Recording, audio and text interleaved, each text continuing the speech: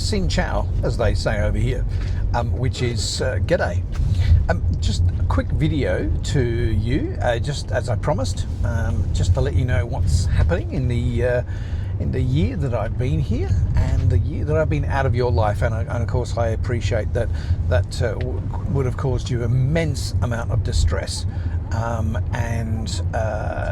So apologies for leaving you to cope with Australia and everything. Interesting year.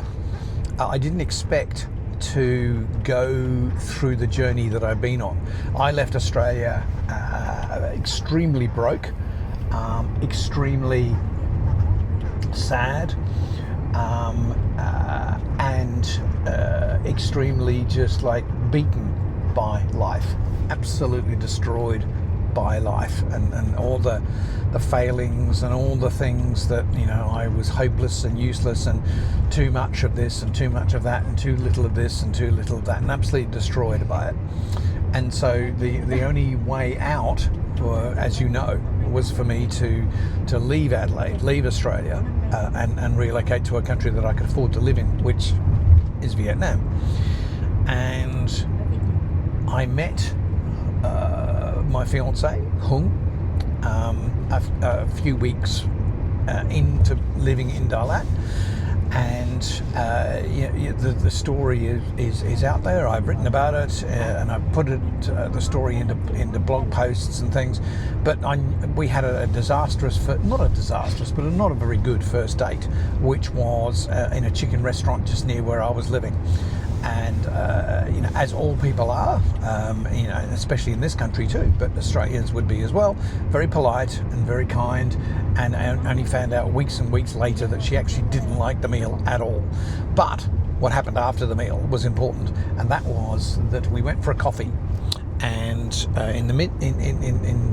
during the coffee, I suddenly realised I'm going to marry this woman. Not because of a sort of Asian fetish or anything like that, simply because my body, and I couldn't understand why at the time, but my body just said, she's the one, you're safe. And like, so many expats that I've spoken to here, living in Dalat, said that it was within the first week of them landing in Dalat that they just felt within every fibre of their body, with no understanding why, but they just felt that yes, this Dalat is home, and it's something that we can't put into words. It just feels right, feels safe. And most of my life, in fact, I can't remember any time that I've ever felt safe. But here I am, and you go onto YouTube and you talk about expat women recording videos, tourists or whatever, about Vietnam, and they said their physical safety is incredible here. They don't worry about walking the street, around town after dark. They feel comfortable, walking home from a bar after midnight, completely on their own, back to their hotel or wherever they're staying, and they don't have to worry. They don't have to carry their car keys in their hand in case someone tries to go for them. Their body stands down in military terms, and they don't worry about their physical safety, and it's an incredibly respectful country as well. And there are a number of expats around my age who are just blown away, as I am, by here, because back in Australia we're shipped into old folks' homes, and we're no longer as important as we might perhaps have been once. But over here it's a different thing. The fact that we have made it to the age that we are generates some sort of respect. Our opinions are sought on things, not necessarily technology, because even I am starting to approach the Agatha Panther level of technical brilliance. But the sheer having got through life and the challenges and the frustrations of life and bureaucracy and everything that we have to go through, we've made it. somehow we're still alive. And so that counts for something. And so our opinions and our wisdom, however hard fought it's been, our wisdom is valued and appreciated, and certainly we are at the end of the table, not far end of the table though. We're at the head of the table, and we are always, the seat is reserved for us. And I've noticed that, when we elders talk, people stop talking and they listen. Even if we're saying gibberish, they still pay us respect, and so that's blown me away. Hong was an interesting. The meeting with Hong. She only told me this a few weeks ago. She said in the first few dates and meetings that we'd had together, that I had the saddest eyes she'd ever seen of any man she'd ever met in her life. My eyes were just so sad. And as I wrote in one of my books, what happened was about three or 4 months in, I suddenly woke up one morning thinking I'd forgotten to be depressed. I'd forgotten to be sad. And it's not because I'd stopped taking tablets, because I had a goodly supply of tablets that I brought over, and they're easily bought here, and they're not fake. They're not counterfeit tablets. They're real tablets, manufactured over here rather than in the West, but same formula, same everything. So they're legit. But I just stopped being sad. I could have, and primarily that was because I was no longer living hand to mouth, no longer having to some days go without food because I couldn't afford to eat, and that financial freedom, the freedom to be able to hop in a car and get a taxi, which costs all of like $1.50 to get to the centre of town, to have any number of, like cafes in Dalat and in Vietnam, cafes are like pizza bars. They're just everywhere. And so being able to just catch a taxi into the centre of town or anywhere for like $1.50 or something Australian, and then sit in a cafe and have a couple of really nice coffees. The coffee's grown here, and it's bloody world class coffee, brilliant coffee. So and have a couple of that. And genuine conversations with the locals who, their English might not be, brilliant or even at all, but it doesn't matter. You can make do with sign language. There's Google Translate, which is appalling. It has to be said. Google Translate just baffles even the Vietnamese when they say something in Vietnamese and Google Translate, and I look at it and go, I don't understand a single word of that. And then I say something to them in Google Translate, and they look at the translation into Vietnamese and they go, I don't understand a single word of that. What do you want? What are you on? So Google Translate is not our best friend. But what is our best friend here? It is just a smile and respect and courtesy, and that just goes phenomenal, as it does back home in Australia. You get the same thing. You get people lobbing up and they don't speak English, and they definitely don't speak Australian, but a smile and an attempt. Even a bad attempt, but even an attempt at saying something like please or thank you in the local language goes such a long way. So I woke up one day, realizing I'd forgotten to be depressed. I'd forgotten to be sad, and that doesn't mean I was bouncing around with joy, but it just means I'd forgotten to be depressed. And then the financial implications, no longer having to worry about whether I could afford to eat that day, no longer worrying about, can I afford to get into town to meet up with some other expats and have a cup of coffee with them in the morning, which I did for a little while. No longer having to worry about that. If I wanted to, meet up for lunch with someone, I can afford to.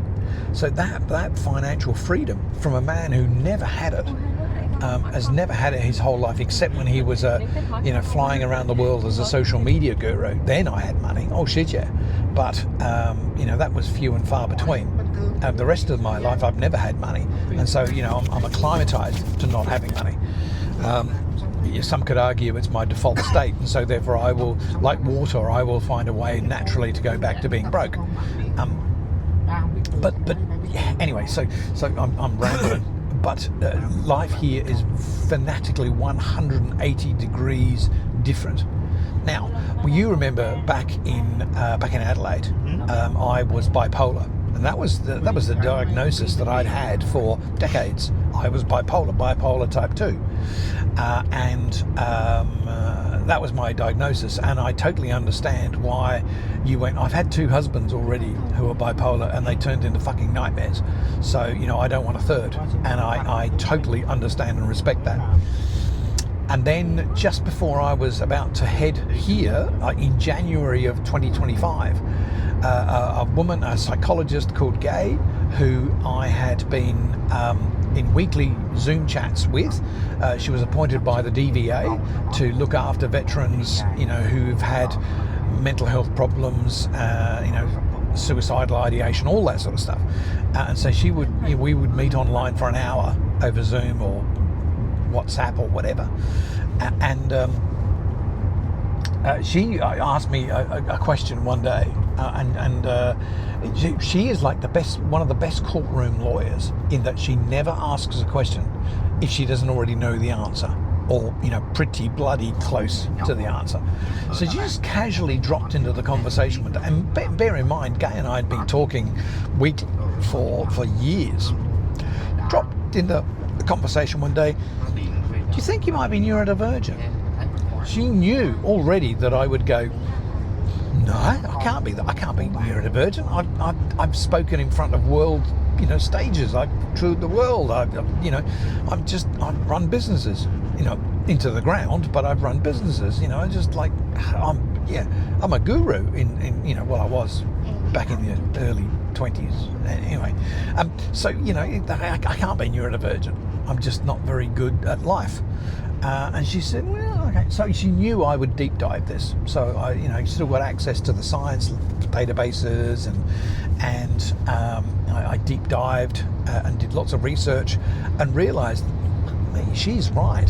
I am neurodivergent. I am it turns out, after lots and lots of research, that I am the limited edition collector's item within the neurodiverse firmament, in that I am both autistic and ADHD. It's a cunning little combination, and it's growing in size as well as science gets better at being able to look at our brains and figure out what our brains are doing, and how some brains are wired differently. It was able to I was able to see in myself, and Gay confirmed that, because she kind of already knew anyway, that I'm a little limited edition collector's item, with autism and ADHD, which are, let's be clear, polar opposites. So not only do I have the spontaneity and the impulse or lack of impulse control of ADHD, but I've also got the deep dive of autism. So I need things to be in a pattern. Much as I love spontaneity, I also need a pattern to follow. I need rules and regulations. I have an insane justice button, so that if things aren't fair for me or anyone else, if anyone else in the world is being unfairly treated, my justice button kicks in like it's a playground, school playground all over again, and so I get really bent out of shape about injustice and about people lying and all sorts of stuff. So I've got a brain that is constantly fighting itself, and it's exhausting. And I've spent 66 years fighting my body, trying to be normal, trying to be a normal person, when in fact I'm not, and we both know that I'm not. But yes, I finally. When Gay asked the question, and I did the deep dive, and we both came to the conclusion, yes, you are autistic and ADHD at the same time, you are that little fairy at the top of the tree, then my whole world was completely earthquaked. It was just and now I'm 180 degrees from where I was. I am so happy because I'm finally now stopped trying to be normal, and I'm allowing myself just to be me, which is highly creative, highly in touch with my emotions, and highly not worried about pissing people off. Because the lovely thing about here, and I don't know whether this is just a Vietnam or Southeast Asia or whatever, just being in a different country, but we both know that whatever country you go to, if you're a foreigner, you're given leeway to do stuff because no one expects you to behave like the culture expects you to behave, because you're a foreigner. You're automatically put in the weird basket, and so I'm weird, so I'm allowed to get away with doing things that a Vietnamese man would just be shunned for. I can get away with, and because I'm forgiven, because I don't know the culture, I don't know the nuances, I don't know the language, although I'm learning it, and it's really, really difficult. But I don't know all these things, and so therefore I'm given leeway to be me. And so, in the since I've been here, I've written over 12 books. I was banging out a book a month at one stage. And then, my body caught up with me. 66 years of chronic stress, 66 years of trying to be normal, and not letting myself be who I actually am. Then that catches up with you. It's called allostatic load. It is a real thing. It's recognized since, I think, the 70s or 80s or something. It's a real thing. Your body, the body keeps the score thing, and that's being slowly unwound now as a truth, as science gets better and better at finding out what the body is doing. But certainly the load that you build up in your body of stress over time just destroys you on the inside. And so my body now is basically kicking back at me at 66 years of stress. And so, I've spent a lot of my time, visiting one of the hospitals here in Vietnam, because my body is basically giving up, because of the stress. It's just eaten away so much of me, not through cancer or anything like that, but just the body simply running out of energy, and it can't be topped up. It's not something as simple as, have a good night's sleep, or have a fortnight away somewhere on a holiday. It's not like that. It's the concept. It's why zebras don't get ulcers, because they're out in the wild. They're out in the veldt or whatever, the veldt, and a lion comes to get them, and bloody hell, it's a lion, and they run off, and they run, and you either get caught and die, or they survive. But as soon as they have survived and the lion gives up, their stress levels come right back down to normal again, because the danger has passed. Our society, the West, and I would hazard probably around the world, the stress has not gone away. The stress never goes away for us. It is always there. It is always constant. We always have to be struggling and fighting and being under stress load. And that stress never stands down. So the body never gets the chance to heal. It is constantly under pressure. And so sooner or later, when you get to our age, sooner or later, that body that's been so stressed for so many decades goes, nah, can't do this anymore, mate. I've been sending you warning signals. I've been sending you letters that you don't read them. And so therefore, mate, I'm just giving up. I can't do this anymore. And so that's what my body's going through at the moment. And so I spend a lot of time with back pain and bruises and all sorts of stuff going on in my body. But my mind, sharp as a bloody tack. As I say, I'm writing a book a month, I'm just having the time of my life. Absolutely. The house money, when I sold my house in Evanston Gardens, the house money, I am I invested it for a little while over here because the Vietnamese economy is just like, no one believes me when I tell them how good the economy is until they actually go and do the research and read the numbers themselves and realize, oh, so that's why Hopkins put all his money into the banks in Vietnam. Because the returns I was getting was just like, you are not going to believe. And it's just getting better and better. But since Hung and I decided that we were going to get married, and I proposed on her birthday, which was December 2nd last year, the first being my birthday, second I proposed to her on her 50th birthday, and she said yes. But the date was never really set. It was always going to be, we will do it at some stage. And so I stopped asking about it. I just sort of, maybe it won't happen. I don't know. And then after I came back from a trip to the hospital about my back again, I was sitting on the bed in absolute agony, lots of pain. And she came in to the bedroom. I had my bum on my mattress and my feet on the floor, and she came in and knelt down at my feet. From behind her back, she pulled 3 red roses and asked me if I would marry her. Well, yes, of course I cried. I bloody wept, and it took me exactly half a nanosecond to say yes. But the significance of what she did is important. This is an extremely patriarchal culture. Women do not initiate things.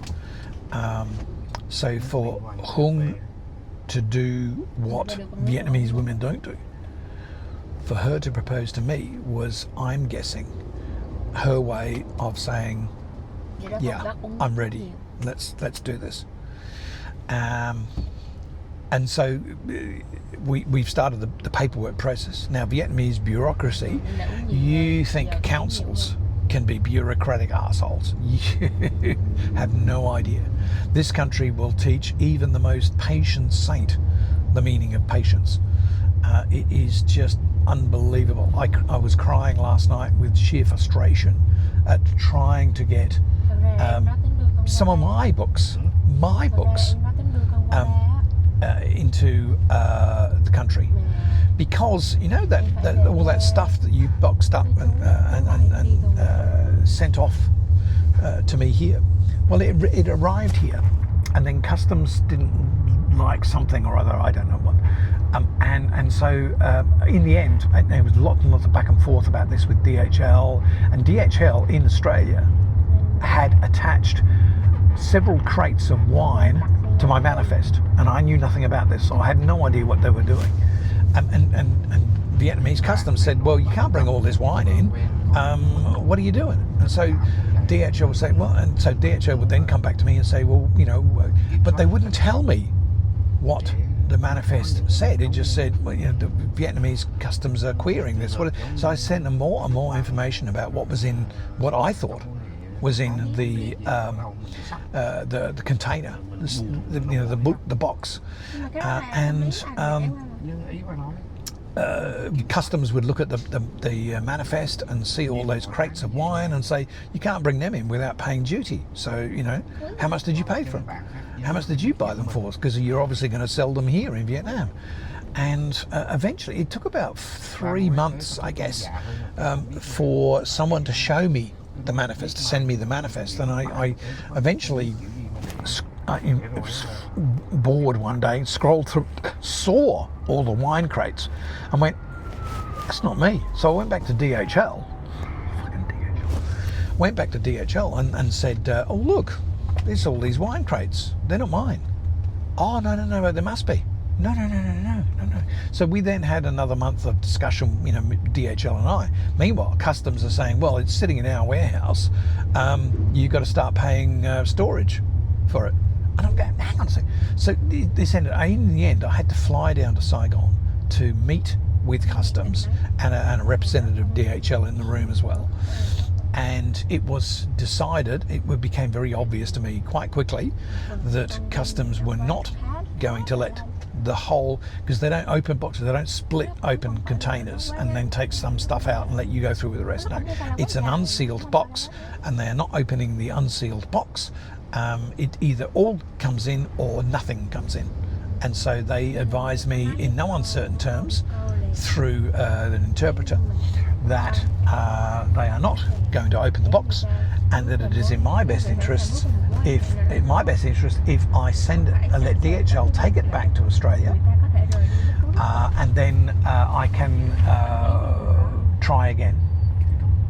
So DHL, to its credit, because I had just like, yes, I blog posted about all of this as it was happening. So DHL, didn't come off looking that good on the socials. They paid for the shipment to go back to Australia. I sent it to Steve, and Steve, and I said, look, take out what you want, give it away to clients that you've got, because there was there was a MacBook Air in there, and there was an iPad and all sorts of technology stuff.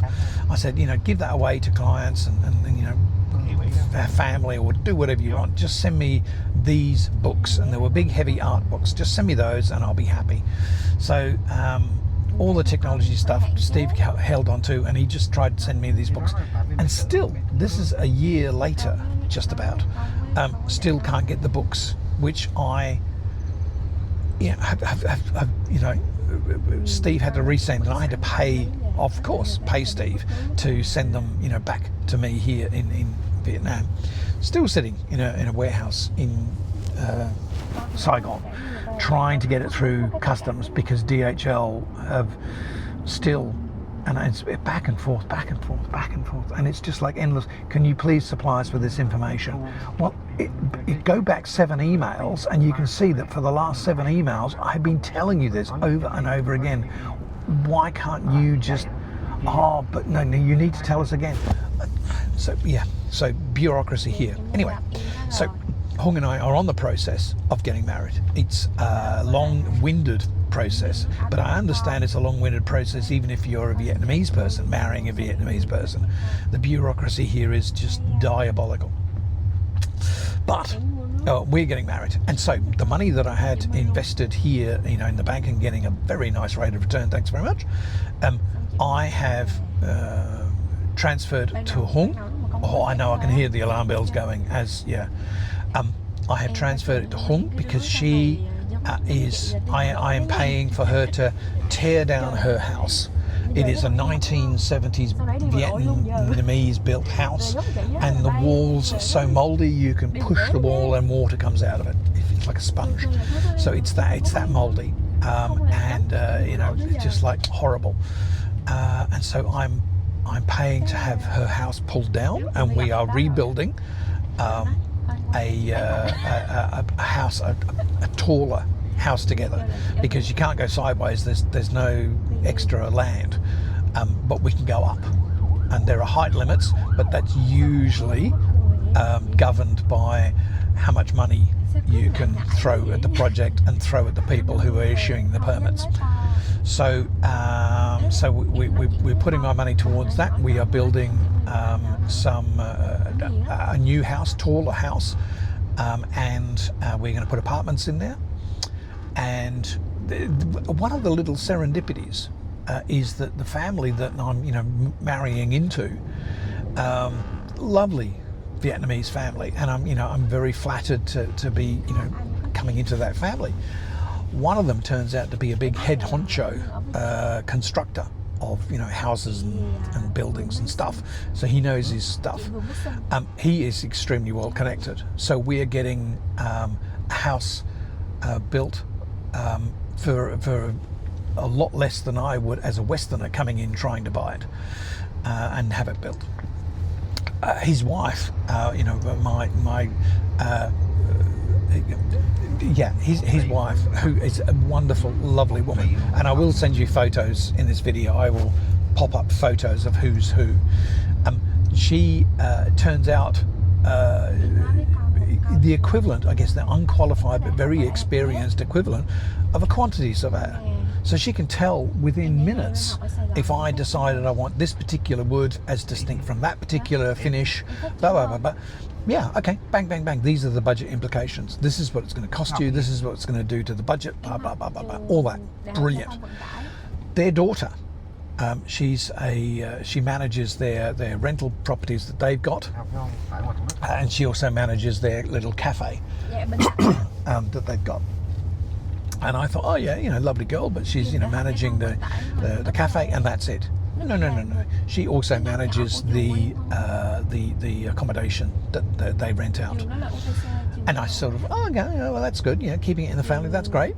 Turns out, and I didn't know this, but turns out she spent 5 years down here in Saigon working on Airbnb properties. So she knows how much can be charged, by and to whom, for what, and she's got all of the experience of doing that.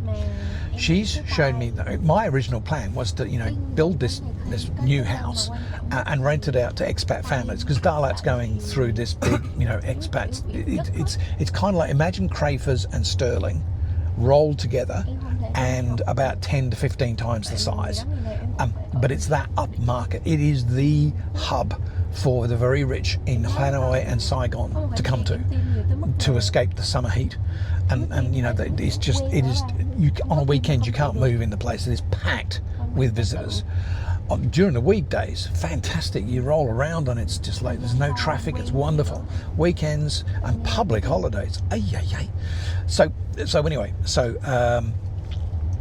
I don't know where I was going with that. Anyway, so she knows. So my idea was to rent out the house to expats, and as is the way here, because men are not allowed to lose face, especially elderly men like me, not allowed to lose face.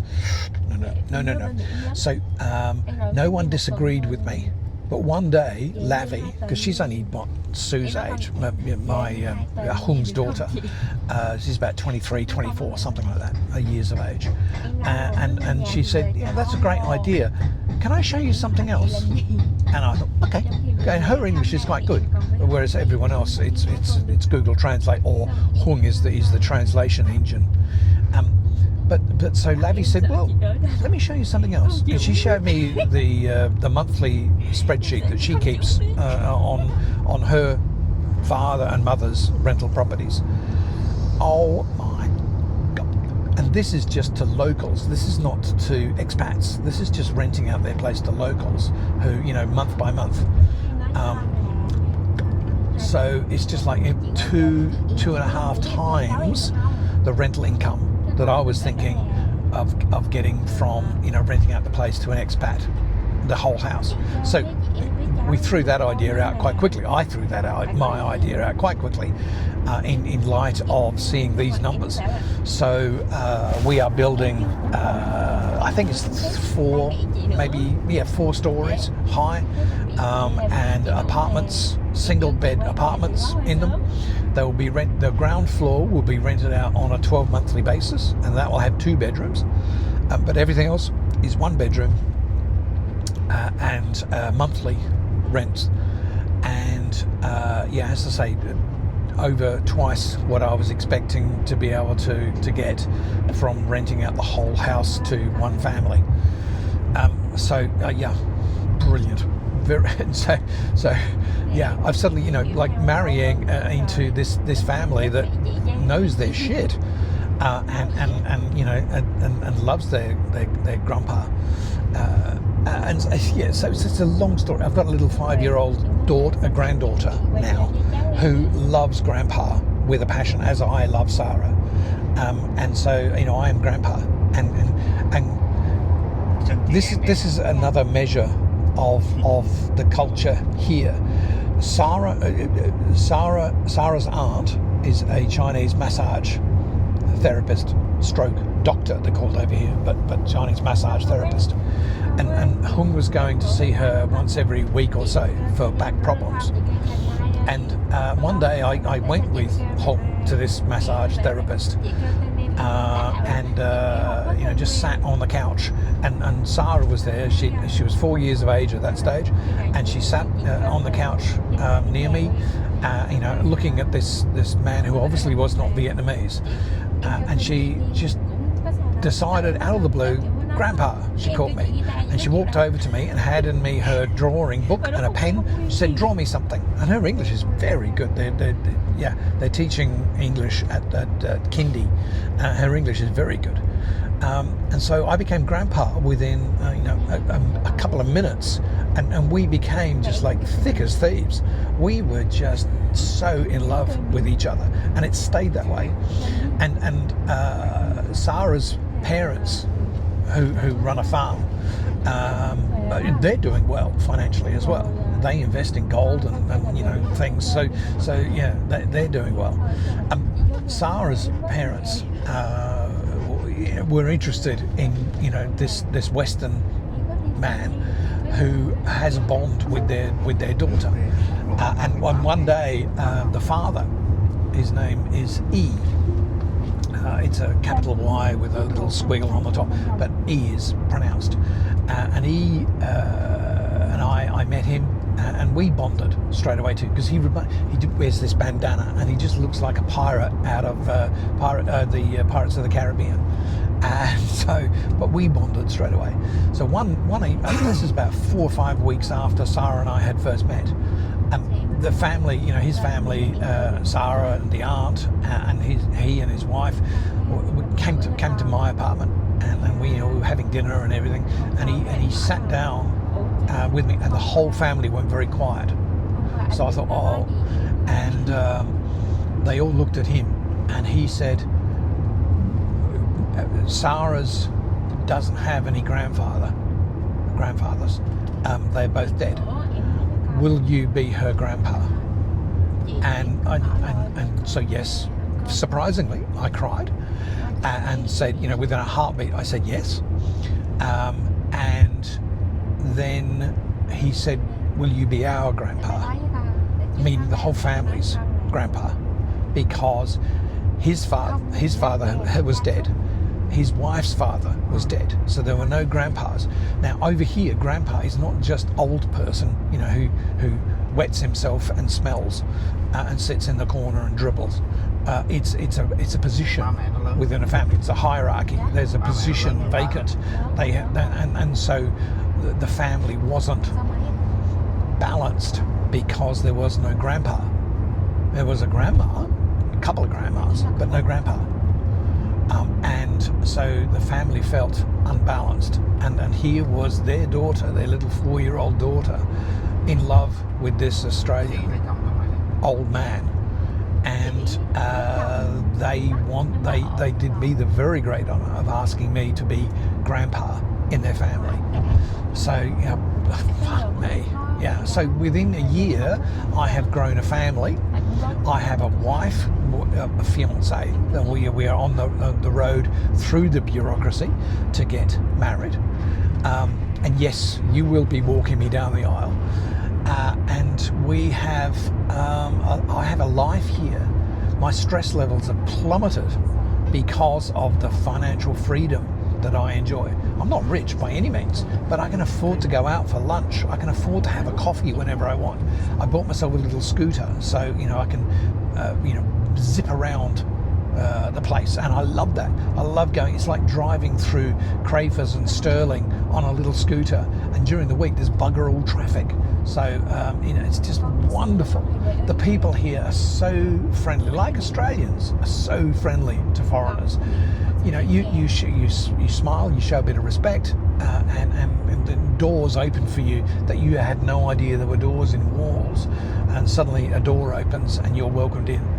And so, but equally, if you stuff up, there are doors that you will never even know exist that are closing, and you'll never see them. So, it cuts both ways. But I am so blessed to be in a country and so loved in this country by some wonderful, kind, loving people, and I'm allowed to be me. I'm allowed to be this creative, I'm writing music. I'm doing a whole lot of creative stuff because I've got the space and the freedom and the mental space because I'm not worried about money. The stress isn't eating me alive. I'm getting, my body numbers, because I keep going to this hospital in Saigon all the time, and they do blood counts and all sorts of stuff that you normally wouldn't get at your local GP. You have to ask for these tests, and they are expensive. But I keep having these tests done, and my body is healing. It's not perfect. It's never going to be perfect. My life expectancy will always be less than the average. But I'm getting better. I'm much getting better. So that's me. So I'm on the way back to Dalat. My lovely driver, Mr. T, is driving me back to Dalat because the airport is closed in Dalat at the moment while they rebuild it to be able to take all the big wide-bodied international jets to bring hundreds of tourists into a place that's already packed with tourists. So it's going to be interesting to see what happens when these plane loads of tourists, cashed up tourists, because the government is deliberately targeting high net worth families and individuals. So it'll be interesting to see what happens when they start arriving, because the sleepy little country town that we've got at the moment on a weekend is not a sleepy little country town. It's semi-gridlock for the whole weekend. And then during public holiday, or during national holidays like Tet, which is a big sort of 2-week holiday here, kind of like American Thanksgiving and our Christmas all rolled into a 2-week period. It is just permanent 24/7 gridlock. You cannot move. So, it's pointless trying to go out for dinner or anything, because it is just, you can't get any transport to get anywhere. It is just gridlock. The cars can't move. So that's going to be interesting when the airport reopens in a couple of months' time, and all these jets with cashed up tourists coming in. Already, Dalat is feeling the pinch in terms of the rental market and the property market. Buying has gone through the roof. Property prices to buy have gone through the roof, and property prices to rent are not far behind them. There will come a time when my Australian pension, at the moment, my rent, let's say I pull in 38 million Vietnamese dong a month from the government. Just under half of that goes in renting my lovely apartment. It is a lovely apartment. There's going to be a time, maybe in 2 or 3, 4 years' time, when a lot of my Australian pension will be taken up renting that. So, I will have to look at somewhere else. But meanwhile, that is looking awfully good for the house that I'm building, the house that Lee built, because the rental, if we're doing month to month, we can stick up the price month by month. As soon as one tenant moves out, bung in another one for more money. I'm working with the construction person, my family, to make sure that it's built to very solid standards, not the standards from that Hung's original house was built to, which was mouldy and horrible. This building that we are going to build, it's going to last for decades and decades. So it will be structurally sound. It won't go all the dodgy brothers stuff that happens so much here. It's going to be built properly. I have been assured of that, and I believe in my family member. I believe in when he says that. So, and I've specified what I wanted, and he said, "Yep, that's what we're doing." So it's good. Anyway, look, this is enough of a waffle from me. I just want to let you know that I miss everyone. I especially miss Sue. I mean, her and I, our bond was so close. But all of the awesome foursome I miss. And I miss you. I miss your wit and your charm and your laugh. And I love it when we speak on the phone, even though it's so infrequent, and I understand why. But I still adore you, and I can't wait to send you that invite to say, look, Hong and I are getting married on this date. Would you do me the incredible honour of coming out and being my chief bridesmaid? Bridesman? I don't know, whatever. Anyway, so I'll leave this with you, and I love you, and wish you and David all the best, and I'll hopefully see you soon. All right, bye.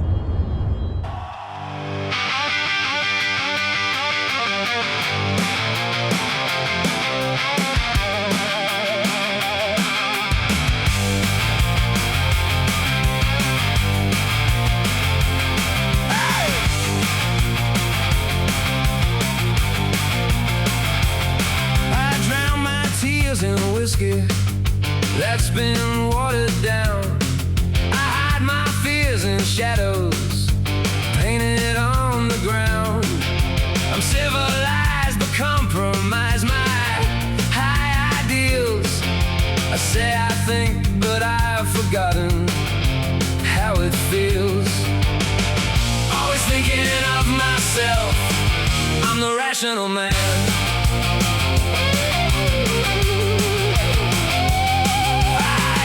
Trade and communicate my twisted schemes. I tell the world about my great ideas and dreams. Your brains I steal by mass appeal demographically. I seal your fake by complicated flattery. Always thinking of myself, I'm the rational man.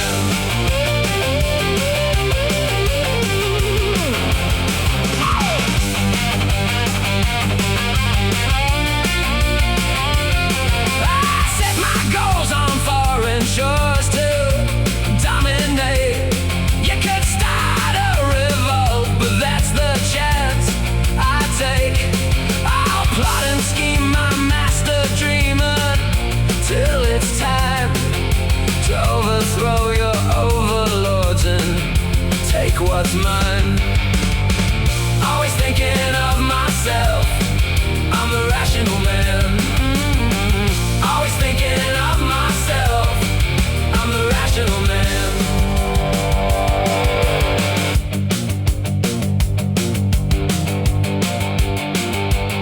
I drown my tears in whiskey that's been watered down.